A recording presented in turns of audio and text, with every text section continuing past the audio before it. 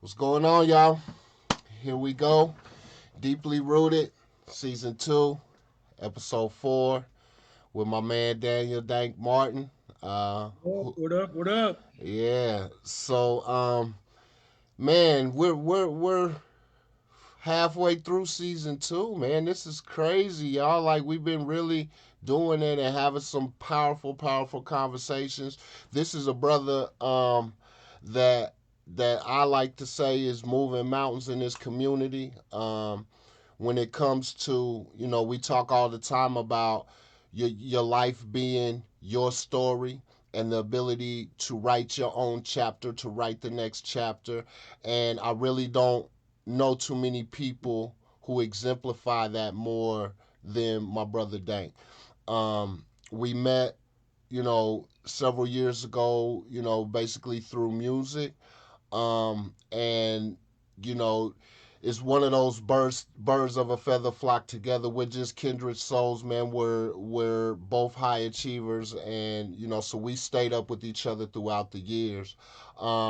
Like this show really isn't about like your professional life and things like that. It's really about your mindset and what keeps you ticking. You know what I'm saying? But if you don't mind, like, could you give me a quick rundown just on like who you are professionally? Well, who I am and what I do is two different things. You know what I mean? Yeah. So what you do is what I So want what now. I, yeah, yeah. So what I do is, I used to think that I wanted to do a lot of things in life, Hmm. but I found out that in order for you to find out what you're not and what you are, you have to try different things. So I used to think that I was going to be the top dog out in the streets. Okay. Went to prison, Yeah. 8 years. Then I got out. Then I said, you know what? Let me try the music industry. Hmm. Got in the music industry, had a little bit of success. Hmm. And then, I failed. And now what I do is I went back to school to get a degree in social work with the emphasis on substance abuse, Hmm. with a minor in poverty studies. I create classes at the Shawnee County Department of Corrections, and I also do volunteer work at TCF, spiritual advisor up there. And, I do a lot of mentorship programs with the children in our community. Me and my Awesome. brother, Corey Fox and Raymond Fox. Me, Corey, and Raymond Fox do mentorship programs. That's awesome, man. Congratulations on graduating, man. Um, that's a big step. It's coming from the streets, coming from your background. And especially your majors and like what you're doing, like social work, substance abuse. Like these are heavy issues in our community right now, and it honestly seems like nobody really addresses the dual diagnosis, which my mother suffered from, and honestly ended up killing her. You know what I mean? And I was one of those people looking for resources and scouring the state trying to find resources for her, and I couldn't, man. Like, I really couldn't. There's just not. So hats off to you for making that change, and having that focus, because to me the secret to living is giving, and that's you giving back. So hats off to you. So who is Daniel Martin, the person? Daniel Martin is a guy that has um, practices a lot of self-reflection. Mhm. Um, I practice a lot of integrity. Um, and you know what I realized, man, that you'll never know if you have integrity until you put in that position to compromise it. No You know doubt. what I mean? No doubt. It's like they say, with money, money's not going to change anything. It's only going to expose what's already there. So if you got a cocaine habit and you get $5 million dropped on you, that you're not going to stop doing cocaine. You know what I'm saying? You're going to be sitting with like Tony Montana with piles on you because you now have access and there's nothing that holds you back. So I definitely agree with that. Like I'm I'm starting to realize that that us that come from this certain background from these streets where, dealing with adversity, having to be resilient, having to bounce back, all the situations that happen, like that shapes and molds people. When it doesn't break you, it shapes and molds you into Dank, right? Into me, into like to people that can actually move mountains. And it's like I'm really starting to appreciate that background and how tough it made me, bro. You know what I'm saying? So Yeah. that's dope. So how do you define success? Success to me is having a worthy goal or having a worthy goal or plan and carrying it out until the end, Hmm. no matter what it is. So how has that changed for you over the years? Well, because now I don't equate success with money. Hmm. Just because you got a lot of money don't mean that you're successful and you're happy on the inside. Money is the byproduct from your talent bringing you money, Hmm. but it doesn't equate. Money doesn't mean that because somebody could just leave you money, Yep, and that doesn't mean that you're successful. no doubt. I agree. So, was there anything like was there a certain particular situation or was there a particular instance that showed you that? How did you come to that? Because I mean, obviously, at a certain point in time in your life, money was everything, right? That we, that's what we thought success was. But how did that change for you? Was there something that did Yeah, when I lost everything, it? No doubt. you know, because my motto is this, what I'm saying, poverty is the great equalizer because none of us can afford to have an attitude and think that we better than somebody else. You No know what I doubt. mean? So poverty equals you out. And so when I realized that, when my money was gone, my happiness was gone, then I was like, okay, well, I need I need to build happiness inside myself. That way that if money leaves me or my wife leaves me or my kids leave me or my car or my home leaves me, I'll still be happy with inside myself. Yep. So to me, what I'm saying, learning how to detach from materialistic things, to me that's has been a success for me. No doubt. That's dope. So, what drives you, bro? What keeps you going? Oh man, I'm gonna be honest with you, man. I did so much wrong in the past that I feel like that if I die, I want to be able to say, look, God, I tried to make it right. Look at all the good things that I did too. Because, yeah, reason why I wanted to get in the social work field is because I was one of the reasons why these kids are running around the way that they are because I sold dope to their mamas. No doubt. You know, um, you know, um, I was in the game with their fathers and I taught them things that they shouldn't have been taught. I was part of the problem. And so when I realized that, what, I wouldn't want nobody to do my kids like that. Mm, And then I realized, man, that these are all your kids. All of them are your kids. mm. It might not be biologically, but as a man, you have a responsibility to take care of your village. Yes, sir. I agree, man. And it takes a lot of courage to look at your situation or look at reality and accept your part in it, accept your Yeah. responsibility. So that's big, man. Is the like that's commendable that you're even having those thoughts, let alone acting on them.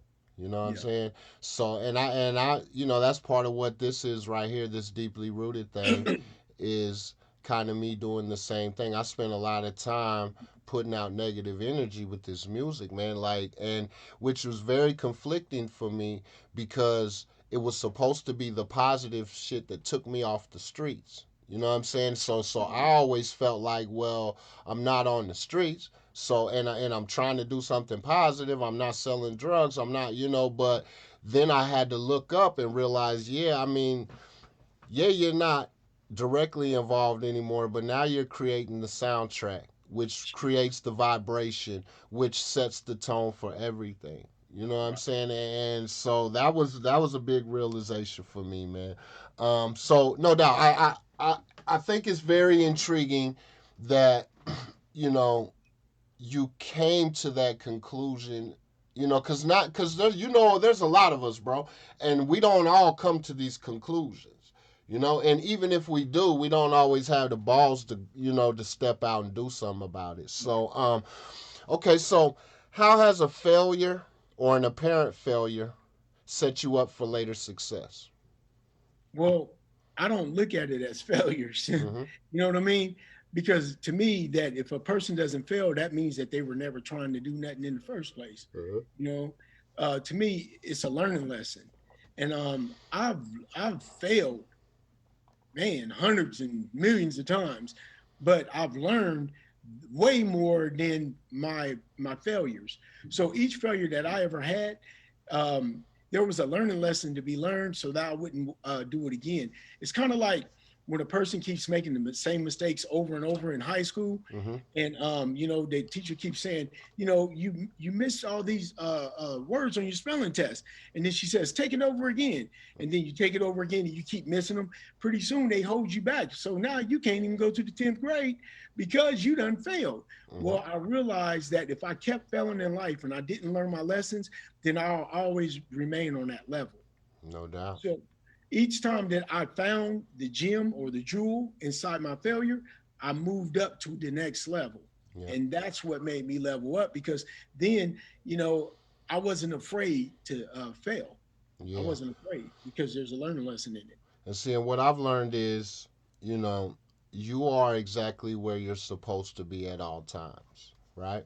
Because there's a lesson there, because there's an opportunity there, right? And if you don't learn, you stay stuck, just like you said. You know what I'm saying? So that's when I say that, because I say that all the time, like you are exactly where you're supposed to be.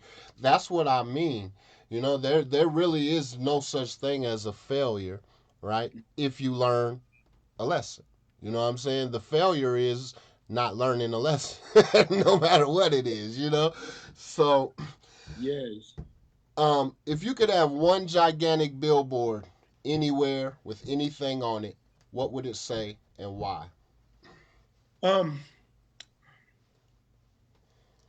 well, it depends, you know what I'm saying? Because there's a lot of things that I could say, but what what I want to be remembered by, like if I put up a giant billboard and people can see what it says, it would probably say, you know, he was a beacon of light in the dark world, you know. But I don't know, man. That's kind of hard, man, because um, I have a lot of. Uh, I just can't pick one Yeah, thing that I want to say. I just can't pick one. But if I did, it'd probably be, be honest with yourself, because you lie to yourself, you don't want to get food. no doubt. I love that. And a lot of people think that their self, or like who we truly are, is that voice in your head, right? But Right, what I learned is that's ego right there, right, right? That's not actually who you are. Who you are is the being or the entity that is conscious of the thought, right? That sees a thought and says that's a thought, right? See, that's that gut, that inner, right? They always say trust your gut, trust your heart. You know what I'm saying? That's who you actually are. We fool ourselves with this ego thing, and our mind, the ego is selfish, and it always wants to be pleased. So we do ego pleasing things, and then mistake that for who we are. So I like that, bro. Um, what is one of the best or most worthwhile investments you've ever made? Could be an investment of money, time, or energy. I'm gonna be honest with you. The best investment I ever made was in me, baby. Mm, I ain't gonna even lie to you, because without me investing in myself, then I was a broken person yeah. looking for happiness in a bottle. Didn't work. As soon as the bottle was over with, you know what I'm saying, I was back to being sad. In Yeah. the money, when the money was, you know what I'm saying, gone, I was back to being sad. And so, in order for me to invest in myself, I had to start spending time with myself and less time with other people. Mm-hmm. And so when I went to prison for 8 years, and I did a work stoppage and in TDC. And so, after I did the work stoppage, they put me in seg for 2 years. Hmm. So So yeah, what? So what's a work stop? Is like you organized the strike. well, what happened was in TDC, they don't pay you. So what they do is they give you good time and then they give you work time. And when your good time and work time matches up together, then they release you on parole. But once they release you on parole, so suppose you had a 10-year sentence Hmm. and so you did good time was 2.5 years, your work time was 2.5 years, and then you did 5 flat. You're supposed to be kicked out. Hmm. But what they do is when they kick you out, they take your good time and your work time, and then you got to do 5 years parole. And I was like, Mm. no, man, I don't like that because I worked for that. So if Yeah. you gave me money, you couldn't take that back once I made parole. So I was like, hey, man, this is wrong, man. Mm. So I did a work stoppage because in TDC, they got mattress factory, boot factory, garment factory. They got the kitchen, they got dorm porters. And I was like, nah, we all gonna do a work stoppage. And Yeah. everybody's like, yeah, we gonna do a work stoppage. And then the warden called me into the office and he was like, Mr. Martin, all right, what is this I hear about your work stoppage? I Mm. was like, yeah, man, y'all got to meet our demands because, y'all sitting up here, we working, we're doing all these things, but then you're going to take our parole from us. And so that's the time that we can't never get back. And he was like, Mr. Martin, I want you to go in there and I want you to tell all those inmates that if you or them don't go to work tomorrow, we going to hide you for a long time. Mm. And so then I left the warden's office and they was like, what did he say? What did he say? I said, man, he said that he commend us, man. And he said, do what we got to do. so, Yeah. so when it was time to come out the next day, everybody was like, no, we ain't going. We ain't going. So Yeah. then, you look through the glass and there's about 50 officers in riot gear. And then so he got on the intercom and he said, whoever wants to go in their cell and don't want to be part of this foolishness, I'm gonna open up the door and you go in your cell. Yeah. Whoever's out here, when I open up this door to Mm. this dorm, God help you. Let God have mercy on you. Yeah. So look, I was like, well, I don't care. We ain't going nowhere. And all of a sudden, I'm hearing clank, clank, clank, clank, clank, clank. I Yes, looked sir. around, I turned around, man, it was about 3 of us. I said, Hmm. really? He said, see, Mr. Martin, I told you this is bigger than you. Yeah. So he put me in sec for 2 years. And when I was, Damn. yeah, for 2 years, all by myself. The first 6 months, they fed me something called a food loaf. Mm. Yeah. And he thought that And was that's great for me. just like leftovers all mashed together. Yes. Yep. That's Yep. horrible. Yep. So and that, but there you go again. That like you alluded to earlier. Like you don't know you have integrity until you get put in that situation. You Yeah. know, cause a lot of them dudes was with you at first. You know, I like I had something similar happen in junior high. Man, we basically shut the school down. You know what I mean? But Right. it, I had about 20 with me at first, and then it ended up about three of us, but it is what it is, man. But that's just another example of like high achieving, right? Like it's like there's something in you that drives you and just won't let you accept that, right? And I see that beacon of light, like you said, like that, and we're talking about prison and we're talking about, but it doesn't matter where you show up, right? Right. It's like it's just the fact that you do show up, and like you said, at the end of the day, God gonna be like, well, I mean, I see you was trying, brother, like like so. But check this out though. At the end Okay. of that, Uh huh. at the end of the 2 years, that same warden called me into his office and he said, Mr. Martin, he said, I commend you. He said, man, you know what? You did something that nobody, what I'm saying, everybody thought about, but nobody was trying to organize it. He Yeah. said, I commend you for that. He said, because you stood up on your principles. He said, I'm going to ship you off to another dorm. I'm on another unit. He said, look, man, get over there. We're going to make sure that you go home. because you don't need to be in here. You need to be out in the community. He Mm. said, get them before they come here, because once they come here, they mine, and you can't do nothing. Mm. And I and always hey, remember that. hey, you know on how to be a menace in the hood to drinking your juice where it does like message, right? Yeah, That's a message. Y'all heard what he said, right? yeah, Huh? yeah, Huh? Once you get there, you're his. You yeah, know, there's opportunities, right? And it's another thing about deeply rooted. I'm trying to expose you guys to these people in your community who, you look at you looking at the baby or little baby or whoever the hell the hot rapper is, and you're trying to set your life and your goals based around what this dude did, which was basically play the lottery ticket and won, is essentially what he did, right? So, but you have dudes like Dank who you can actually reach out and touch, who's actually got some integrity, some grit about him, and he's willing to help you. You know what I mean? So before you get in there, and can't nobody help you. You see what yeah. I'm saying? So yeah, that's dope, man. That's a great story. Thank you for sharing that. Hey, Uh, you know what though? I never understood why a grown man would want to call himself the baby anyway. Why? Like, why? That's not no grown man stuff. You know what I mean? yeah, Like, no doubt. you on some baby stuff. Yeah. It's like Cedric the Entertainer said, I'm not getting ready to call no another grown man delicious.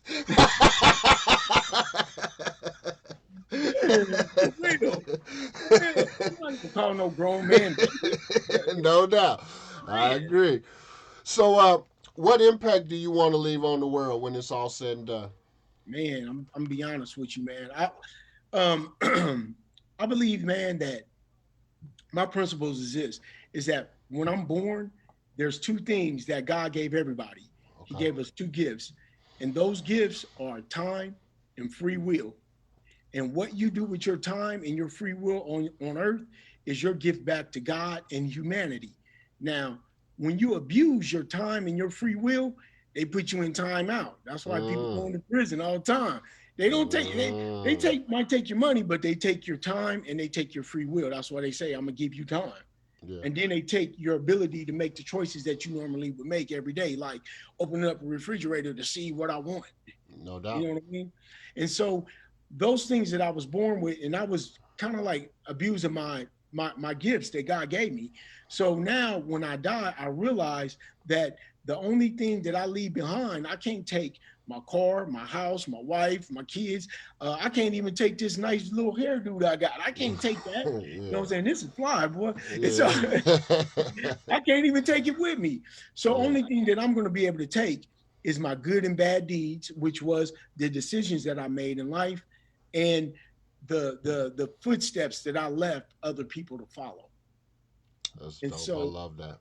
I'm working on the footsteps that I'm going to leave other people to follow. That's what I'm working on now, because I had them all in the wilderness, man. Yeah, I had them all in the wilderness. that's dope, man. Great answer. So, in the last 5 years, what new belief, behavior, or habit has most improved your life? Um, I believe that, well, first of all, I have a hard time with the word believe, Hmm. because, I ask people this all the time, which one's stronger, belief or knowledge? Hmm. And people say belief. And I say, okay, well, what if, you were sitting at home watching Netflix for the last 23 hours? And then so the police knock on your door and they say, hey, Mr. Wisdom, um, there was a murder down the street, and they say 5 people got killed, and they saying it was you. And they say, well, where was you at, 3 hours ago? Are you going to say, well, I believe I was in the house? Yeah, Or are you going to say, I know I was in the house watching Netflix? no doubt. So to me, knowledge is greater than belief. But in order for you to gain knowledge, you have to believe something may or may not be true, because that's what belief is. Perhaps it may be true. Yeah. So I know for a fact that nobody's coming to save me. This is what I learned over my last 5 years.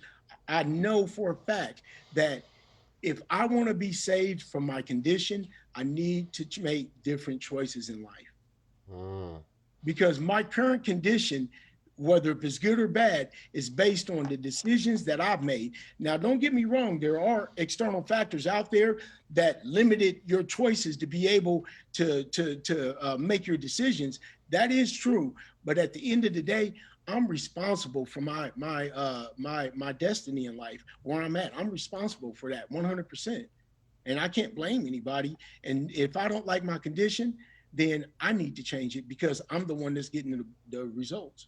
Yeah, and that there we go again. It's the ability to write your own chapter, and we talk about this a lot on this show. But like I want to give a practical example so maybe people can understand it a little bit better. Like, say say you want to we'll use music because we're familiar with music. You know, Right. so a guy wants to be a rapper and he's been going to the studio and he's been putting out songs and sharing them on Facebook and he's not having the success that he wants and he's not where he's at, right? Right. Well, a lot of the times that is based merely on choices. He had a choice to pick up music business books. He had a choice to take marketing classes. He had a choice to learn digital marketing, social media marketing, paid ads. He had a choice to get internships. He had a choice to pay for mentorships, right? See, there's all kinds of choices that allow you to write your own story, right? So that's what we mean when we say this. It's not some mythical thing like, oh, I'm gonna change because I want to, right? Um, uh-oh. Hold on. I don't know this. What's going on, brother? We got an invader, Dank. Are you this you man? Yeah, that's my brother. All right, what's up? What's up, brother? Hey, so what I did was, man, I put it on Facebook. Everybody tap in and Yeah. come visit the podcast. Okay. I was like, hold on, man. We got infiltrated, brother, like they here. What's up to you, Corey? Though it's all love, brother. Um, so hold on, I kind of lost where I was at. Um, it don't even matter. We'll go to the next question. Check this out. You were saying that, you know what I'm saying, what we're saying is we're not saying that, that you determine where you want to be in life by the choices that you make. So Yeah. be responsible. And there's sometimes they're hard choices. Yeah. Sometimes it's a choice to work 12 hours versus 8 hours, right? Or 16 versus 8, or to sleep on the floor, or to miss meals. Like, that's what we mean when we say this, because it's generally it's the hard choice. It's the hard path.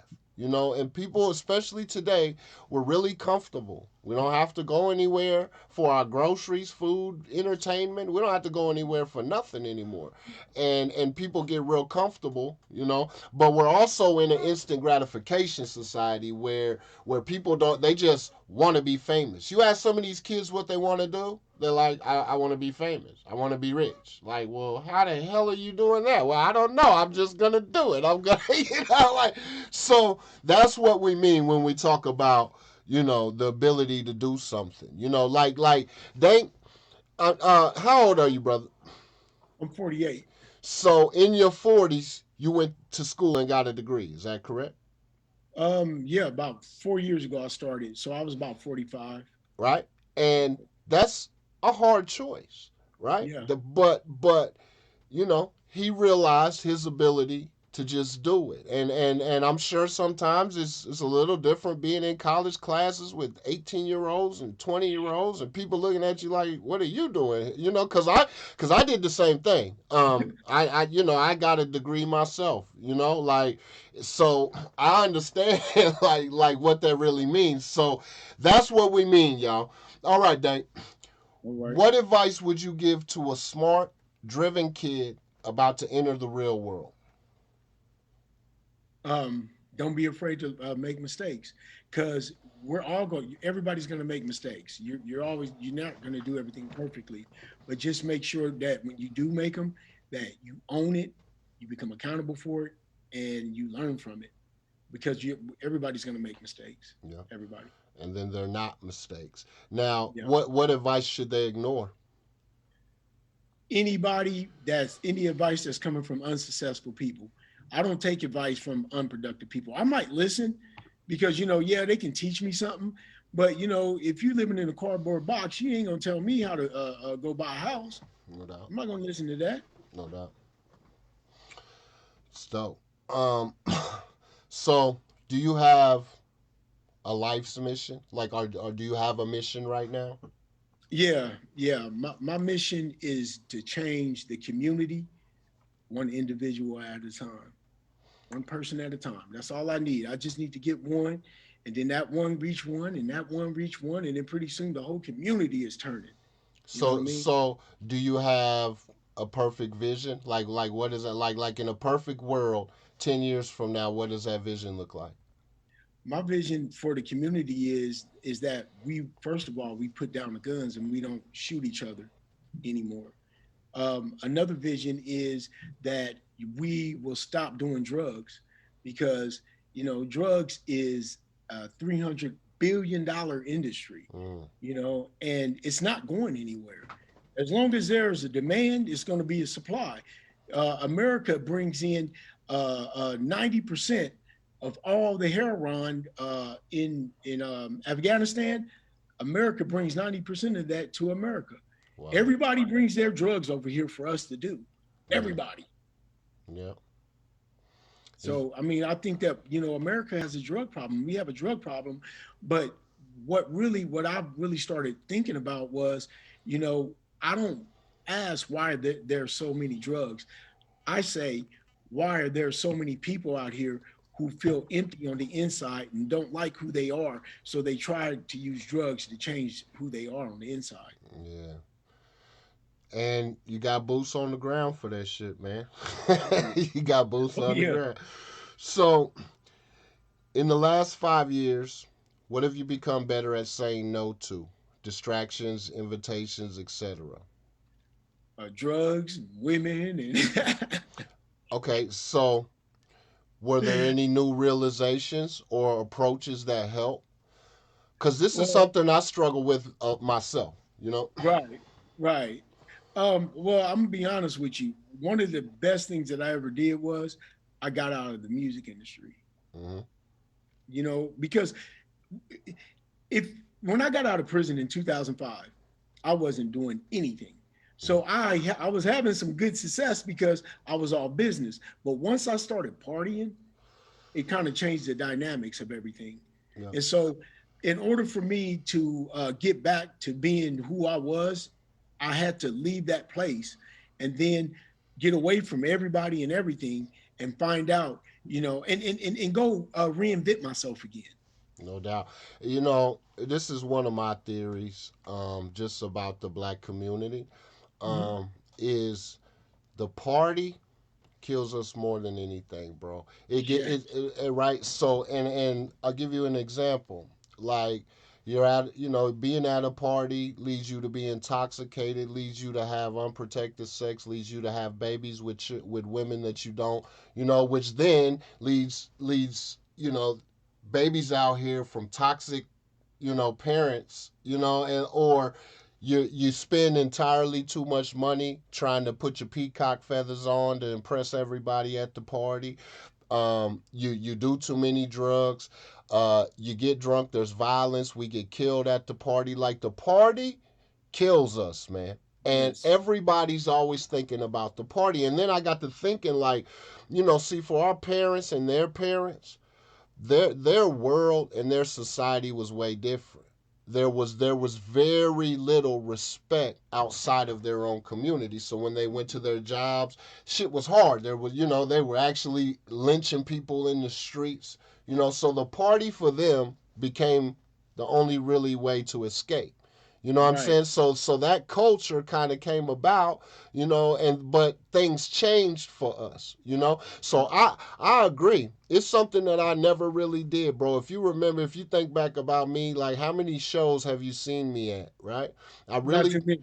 I don't do that, bro. It's just, Yeah. and I'm a pull up for you for your graduation. You know what I'm Okay. saying? But it's Okay. been something that I really been thinking about, like, cause you're right, that environment, and I retired, bro, at the beginning of this year from production, and I it's giving me such a peace of mind, you Yeah, know? And it yeah, goes back to that energy, you know? It's like it's not like I'm in here with Marvin Gaye, you know? Like I'm in here with people who are essentially sociopaths talking about sociopath topics, man. Like, you know what I'm saying? And it's like, so that shit's draining, bro. So do you have any tips for anybody in terms of like being able to say no? Like, well, so um, I used to do hard drugs, like seriously. I did like meth and snorted coke and crack, and I done did it all, right? And so what I realized was, and to me it was acceptable because I had a lot of it. yeah, You know what I mean? I always looked at myself like, oh, you're not a junkie because you know what I'm saying. You sitting on a pound of it. uh-huh, You know what I mean? So I never looked at myself as a junkie until I was a junkie.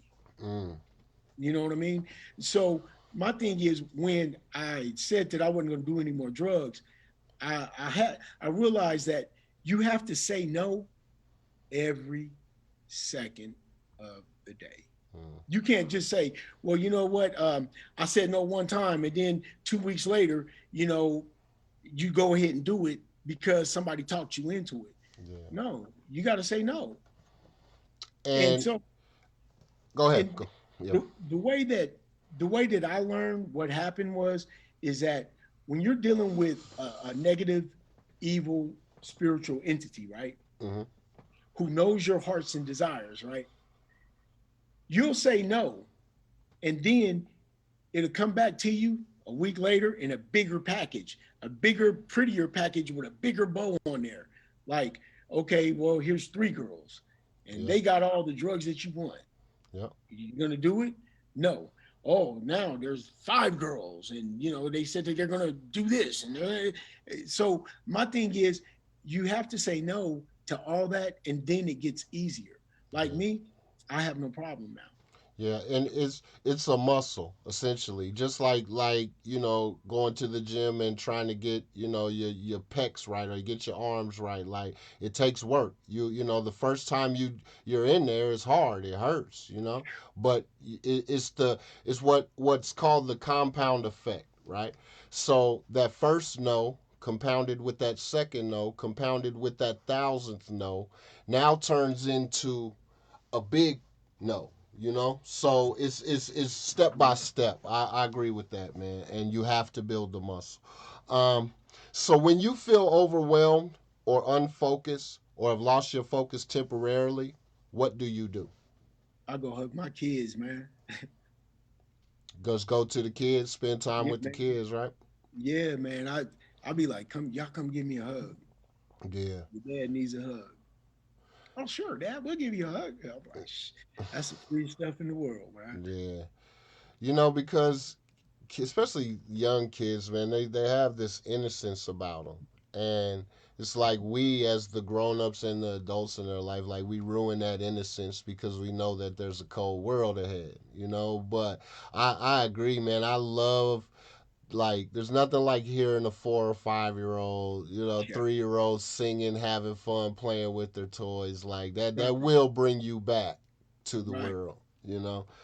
So Also, man, I think that it's very important for a person to have a echo chamber, which means that somebody that they can go talk to and bounce ideas off of, mhm, that that's like their confidant. yep, I think that that's really, really, really important. You know what I mean? Because a lot of times, when we can't get what's wrong with us out, yeah, out of what's inside of us, the least little thing can make us explode. So I yep. think that it's always good to have somebody that you can call, they'll pick up the phone, and then you can have a talk with them about how you're feeling and what's going on with you. I think that's very important. Absolutely.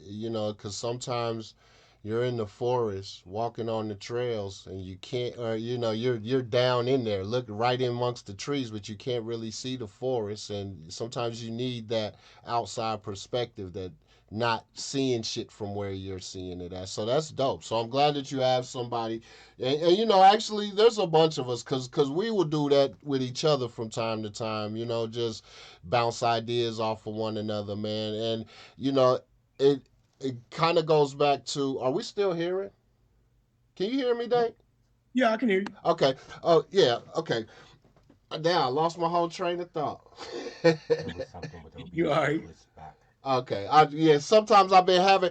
We actually haven't had any technical difficulties this episode. I just been Okay. expecting them. Right. So I lost what the hell I was saying, but um, okay. So for the last question, and then after that, I'm just gonna leave the floor open to you. I know you got some programs and some things that are coming up, and you know, just I want to leave the floor open to you. Oh But man, thank you. I like this. I like this question because it's kind of different. But if do you have a song that you would call the soundtrack to your life, or a favorite song? Yeah, man, but man, this it's not the most popular artist. You know what I mean? Okay. But that R. Kelly, I believe I could fly. You know what I mean? It inspires me. You know Mm, what I mean? Especially when you've been grounded. You know what I mean? It's like, you know, I thought for a long time, I thought that I was a chicken mhm, amongst other chickens, and we're in the chicken coop. And you know what I'm saying? I'm starting to peck like a chicken. I'm starting to squawk like a chicken. yeah. I'm just, and then one day an eagle comes down and says, "Hey, you ain't like them chickens." And I'm like, Mm, "Yeah, I'm a chicken. I've been down here with them for so long. I'm a chicken." And he mm, said, "No, you're an eagle. Look at your wings, man. You need to fly." "No, I'm a chicken." yeah. Well, I believe that there's a lot of people thinking that they're chickens and they're really eagles. And so my thing is, if you never use your wings, how can you ever fly? No If you doubt. never use your mind, how can you make good choices? How can you think your way out of this mess that society has placed upon us economically, socially, morally? I mean, like, they're not going to give us nothing, nothing. I love So that. you're looking for somebody to save you, and your savior is on the inside of you. Say yourself. Man. Message. I'm gonna start doing that shit now. But no, that's a great answer, man. I love that analogy, man. And you're right. Until you try, you don't even know. You don't know what you're capable of, right? Mm-mm. See, they say, you remember in Coach Carter, the movie, he kept asking them kids, "What's your greatest fear? What's your greatest fear?" Right? And at the end, he said, "Our greatest fear is that we're powerful beyond measure." Right? See, a lot of people's greatest fear is that they actually are an eagle, and they'll be held to majestic standards like an eagle, and that's Yeah. scary, right? But that's what you're here for, right? To be majestic. Every single one of us has something. There's I something. agree. There's something that you can offer. It doesn't have to be like Dank. It doesn't have to be like Tony. It doesn't have to be like the baby, Yeah. right? But nobody can be you better than you. Man. You know what I'm saying? So, man, Dank, this has been awesome, bro. Exactly what I knew it was gonna be. You know what I'm saying? I'm proud of you, brother. I want to give you your Thank you. flowers. You know what I'm saying? While I can, I want to let you know that for over all these years, I watched you. I watched the careers you built. Right? I watched you Thank go toe to toe with Strange. The big bad strange music. Like I watched you. you go toe to toe with them because shit, it was right. It was the right thing to do, right? Same thing about like your work stoppage, right? So I see these things, bro. I see the change in you. I see your efforts in the community. You know what I'm saying? I shared a picture with you with the governor. You know what I'm Right. saying? Like Right. and for people come from where we come from is just not heard of, bro. So I Right. want to take my hat off to you, commend you, and say thank you, bro, for your contribution and for inspiring me. You know what I'm saying? So much love, homie, and the floor is now yours for anything you want to say. Oh man, first of all, Tony, man, I want to thank you because over the years, man, you've always like all I got to do is just give you a call and whatever I need, you already did it for me. So Yeah, I really appreciate you. This is my first time ever being on a podcast or anything like that, and yeah, I've always turned people down because I've always been shy. yeah. You know what I mean?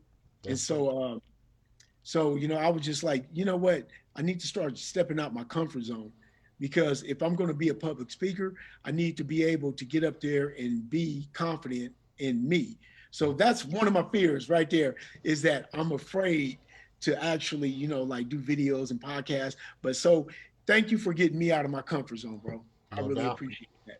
Um, Well, I didn't know that, so that thank you for stepping into your fear, bro. Shit, that takes courage once again. yeah.